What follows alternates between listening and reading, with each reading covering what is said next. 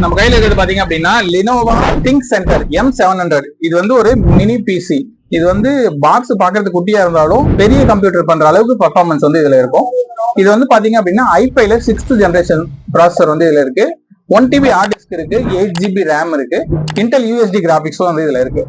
So இந்த பிசில வந்து நம்ம SSD அப்டேட் பண்ண போறோம்.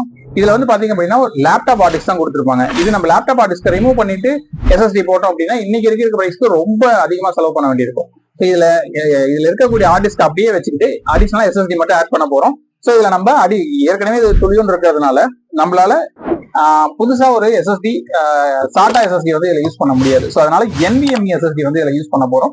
ஸோ NVMeக்கான ஸ்லாட் இதுல எக்ஸ்ட்ரா கொடுத்துருக்காங்க. ஸோ அது நமக்கு ஒரு ஆடட் அட்வான்டேஜ். ஸோ அதை யூஸ் பண்ணி நம்மள இதுல வந்து SSD ஆட் பண்ண போறோம். SSD-ல வந்து OS போட்டு இன்ஸ்டால் பண்ணிட்டு OS-க்கு மட்டும் SSD வச்சுக்கிட்டு அடிஷனல் பேக்கப்புக்கு எல்லாம் வந்து இந்த ஹார்ட் டிஸ்கே ஒர்க் ஆகுற மாதிரி நம்ம ப்ரோக்ராம் பண்ணி கொடுக்க போறோம் கஸ்டமருக்கு. வாங்க அதை எப்படி பண்றதுன்னு பாத்துக்கலாம்.